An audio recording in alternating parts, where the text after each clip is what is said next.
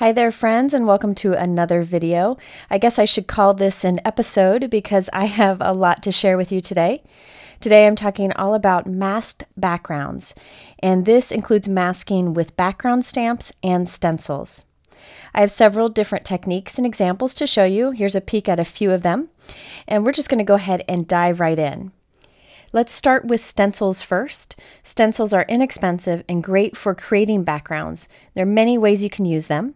And today we'll use a bit of masking on the stencil, where the mask is actually on the stencil instead of on your card. Let's start with this example here. I'm using a new set of stencils from Concord and 9th called the Retro Petals Turnabout stencils. Now the Turnabout stamps from Concord and 9th are very popular, and I've used them many times in the past. Now they have Turnabout stencils. So these three are sold together, and there are so many ways to use them, and I'm actually going to use, I think, on 3 cards today.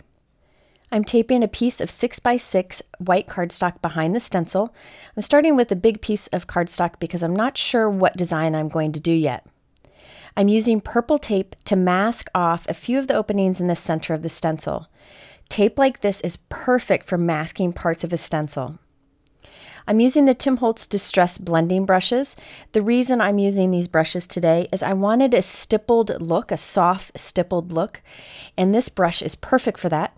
You can also use it for soft, smooth looks, but by sliding that part down on the brush, you can use like a tight stippled look that is just super cool.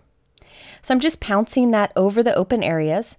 I actually put a piece of tape on it to keep it positioned just like that. And I'm using different colors of Gina ink. You can use any inks that you may have for this technique. I just like the look of dye inks with the brush so you can get those kind of cool textury effects in the stencil opening. Once I'm done, I wiped off my stencil and I'm going to rotate it. So we'll rotate this, ink it, and do that 4 times, and we'll have a really cool pattern. Notice my mask is on my stencil. It's staying there, that purple tape. So we'll have an opening in the center.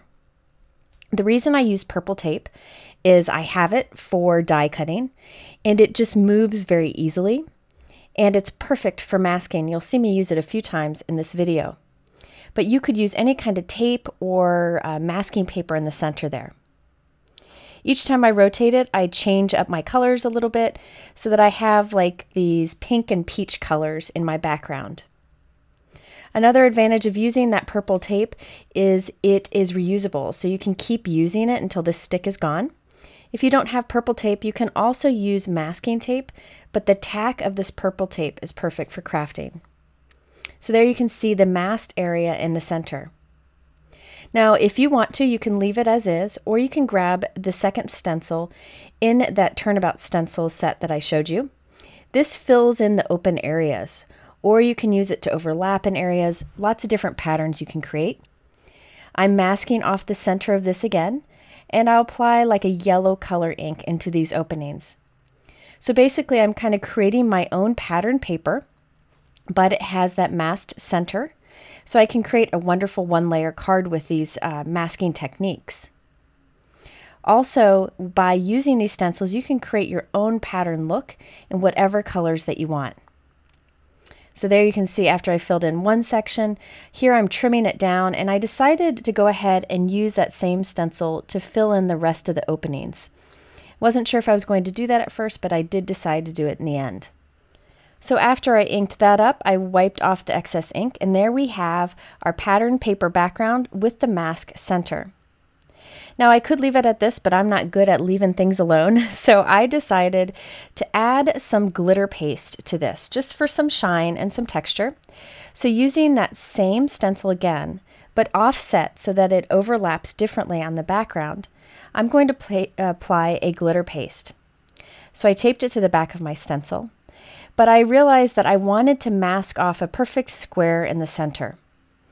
Instead of digging through my stash to find my masking paper and cut a square that fit that perfectly, I'm instead reusing all of those pieces of purple tape, but I just used my scissors to cut the edges straight so I could form a little bit of masking there in the center in a perfect square. Didn't take long at all. Now I can use my Tonic Moonstone glitter paste and apply this over all of the openings. If you just keep going back and forth until each opening is filled, you use very little and you can put the excess back into the bottle. This is a great glitter paste because it really matches anything that you have. It's like a iridescent glitter. So there you can see the glitter paste overlapping the pattern just to add some texture. For the sentiment, I used the Concord and 9th Retro Petals Turnabout stamp set, which I'll talk about later in this video. I stamped Happy Thoughts with Peach Bellini from Gina K Designs, and I stamped Sending with Coral Reef ink from Gina K, and then I put clear embossing powder on top. So I have a 5 3/4 square envelope, so I have a 6 by 6 white envelope to go with it. So on this, I decided I wanted to put the pattern on the flap of the envelope. So using the stencil and a bit of masking, I used the same ink colors on the envelope flap, and then it perfectly matches my card. So here you can see the final card. I did put little gemstones in the pattern around the background too. You can see the glitter paste there and also the embossing on the sentiment. I apologize that my lighting is a little bit weird in this video, but the window cleaners were here so I couldn't put my shade down, so I had to deal with what I had. And there you can see the matching envelope. Okay, so let's create another card using stencils with masking on the stencil. This time I'm going to use masking so I can ink up different parts of the stencil in different ways. So I'm using the flowers from this third stencil from the Turnabout set from Concord and 9th, and the stencil that I used on the last example. I have another 6 by 6 piece of white cardstock, and I'm taping my stencil down to be at a diagonal just for something different. I'm using a piece of purple tape to mask off one row of leaves and to also hold my stencil onto my white cardstock at a bit of a diagonal. This time I'm using Tonic blending sponges to apply ink to the openings. I find if you want more solid color or vivid ink, use a blending sponge like this. If you want softer ink, use a brush like I used earlier. Next, I'm wiping off the excess ink, rotating my stencil so that I can create the other leaf right next to it. I will again use that piece of masking tape to mask off that one row, and this time I'm using a darker ink color. I find that I can wipe off this purple tape and reuse it several times. Once I'm done, I'm wiping off the excess ink, and there we have our leaves with that open area in the center for our sentiment. Next, I'm using the other stencil to create the flowers. I'm masking off the openings of the other patterns on the stencil just so I can be sure I don't get ink in those openings. Now, since my sponge is the perfect size, I can easily ink up each flower a different color. However, if your inking tool is bigger than this, I would recommend masking off the flower next to it so you don't accidentally get color in that opening. Now, since I have this tape on the stencil, I can easily move it around, press it down, and hold it in place as I ink all of these flowers up in different colors. And the stencil lines up nicely, so this doesn't take long at all. After I completed all the flowers, I'm using that same stencil along with the little cluster of dots. There's like these little openings that fit in the pattern too. Instead of inking in those openings, I'm using my Stardust glitter pen to color in those openings. That's another great way to use stencils, is just as a guide for your coloring. So I end up with a cluster of 3 little glitter dots in between each flower.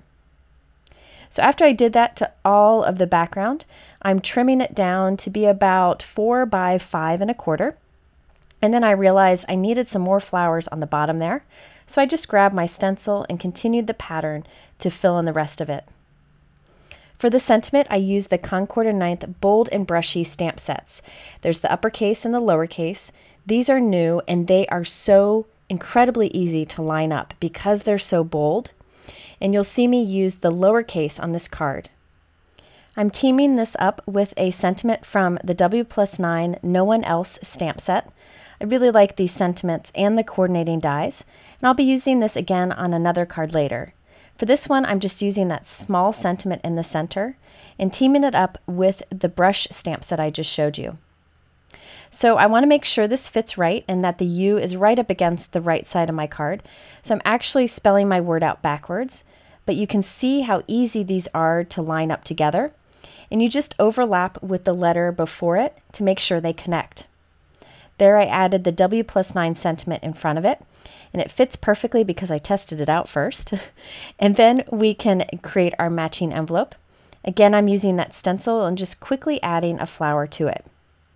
So there you can see the completed card. You can see the little glitter dots, the sentiment that says there is no one else quite like you, and the matching envelope. So by just masking different parts of your stencil, you can create different types of patterns for your cards.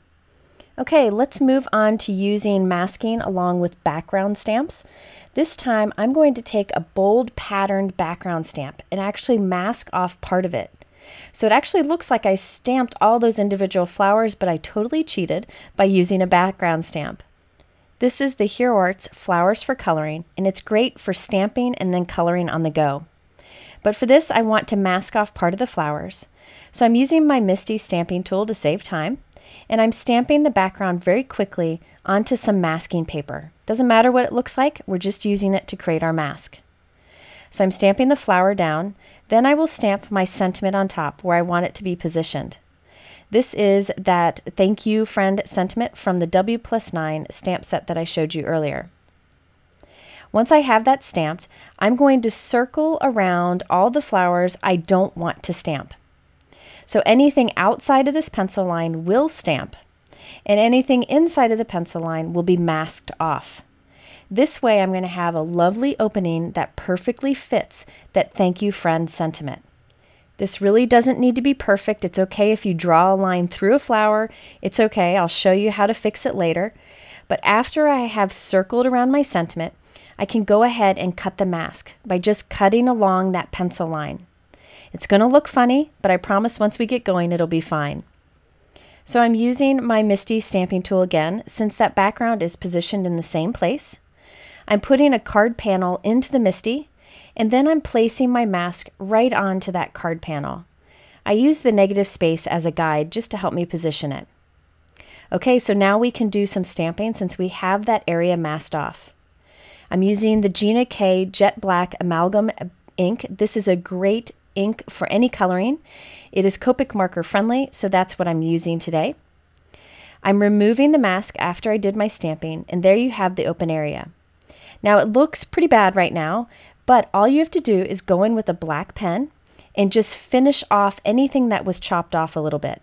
So I just draw it in. There's only little corners of flowers and leaves that I have to draw in, and I can handle that. I can't draw anything any better than that, but I can handle that.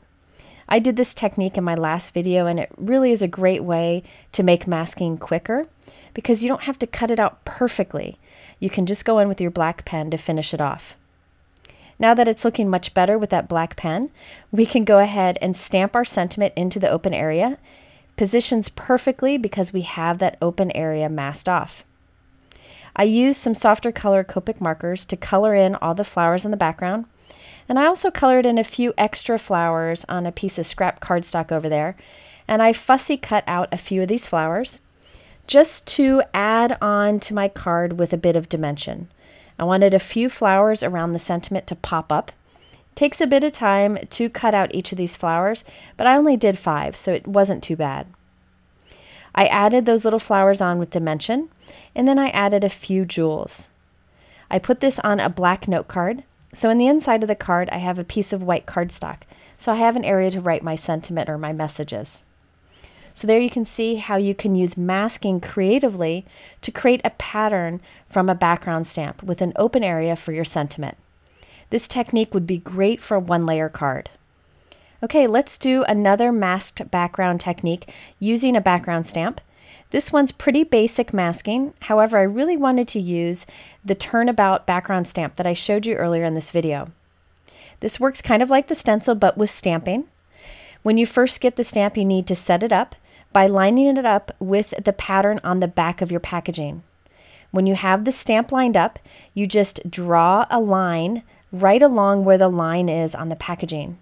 I use my T-ruler and lay it down, and then use a permanent black pen to draw an X on the back of the stamp.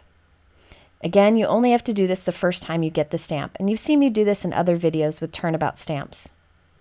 Next, you need a 6x6 piece of cardstock and just create an X in the center by connecting the corners. This you can reuse over and over. I actually created one of these laminated, but I can't find the stinking thing, so here I'm using scrap paper.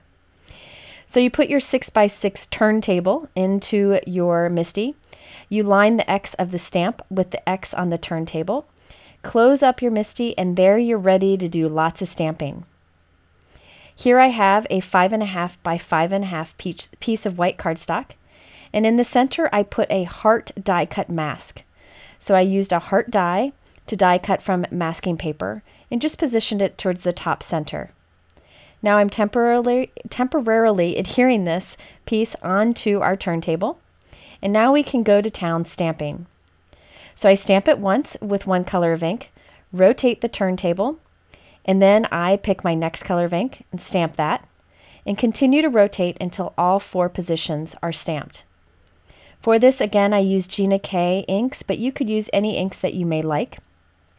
And you'll notice that my heart is being masked off during this.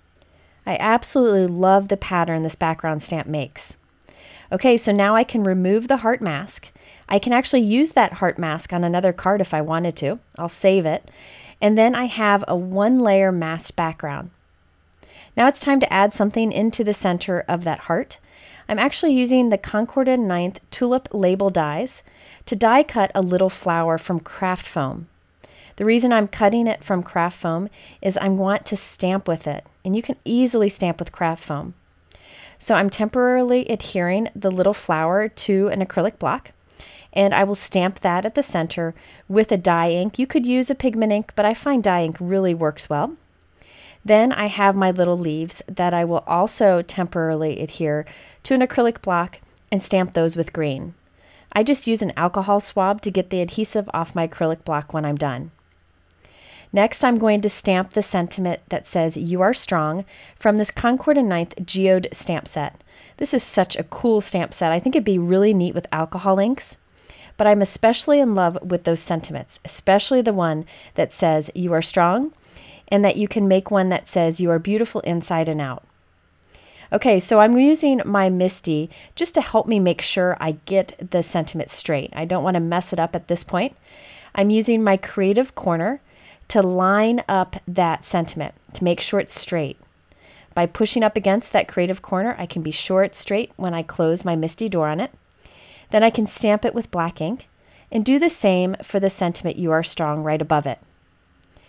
Okay, so next I added 3 little yellow jewels right above the flower because I actually stamped my flower a little bit too low, and that helped to kind of stretch the little image to fill in the heart better. And I added it onto a white note card. It's amazing how you can change the look of a background stamp with a bit of masking. Okay, my last example for masking with background stamps actually involves putting the mask on the stamp before you ink it, instead of putting the mask on the paper. This is great if you want to stamp different parts of your background stamp in different colors. So I'm using the same background stamp, and I'm putting a piece of 5.5 square white cardstock into my MISTI on that little turntable. And we're going to ink up each row a different color so I can get a rainbow effect. Each time I ink up a row, I mask off the rows next to it with a piece of that purple tape. The nice thing about this purple tape is that I can wipe it clean after I ink it, and I reuse these 2 pieces for this entire card. So there I'm stamping the next row color, clean off my stamp with a dry cloth, move the mask up a row, wipe it clean, and stamp with the next color. So be sure to remove those taped masks before you go to close your MISTI because it'll just make a mess if you don't. So the masks are only on there long enough to ink up the stamp. After I've done the whole card, I'm going to rotate it 1 time and repeat the process. But because we rotated it, my masks are going to go up and down this time. Again, I wipe the mask clean each time so I don't get one color of ink onto another ink pad. And I wipe the stamp clean each time just so I don't make a mess. So I'll continue this process until I've done this for the entire card again, and then I'll rotate and repeat it. So we'll do the rotation 4 times, just as I did in the last example. This does take a little bit longer because I'm doing so many colors, but this is the focal point of the card. Everything else I do on this card is very simple and quick.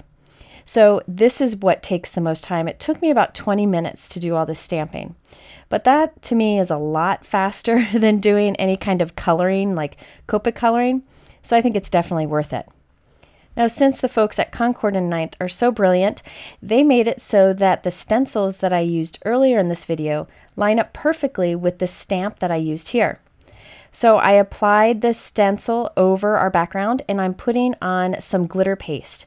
And this will fill in the white areas between the colored stamping. So I did this twice to make sure that I filled in all the white areas, and it really adds a lot to that background. So I trimmed this down, put it on a white note card. You can see the glitter paste in the background here. Added gemstones along the pattern, and then I stamped a simple sentiment onto white cardstock and added it to the center. This sentiment is from this fantastic new reverse confetti stamp set called My Tribe. I call my crafting friends my tribe, so this stamp set is just one of my favorites, just so well done. So there you can see how you can do masking on your stamp to create a colorful background. So there you have it, a bunch of masked backgrounds. I hope this inspires you. The supplies that I used are linked below in my YouTube description. You can go to my blog for more information, and in the middle are some other masking videos. Thanks for stopping by. Have a wonderful weekend, and we'll see you again soon.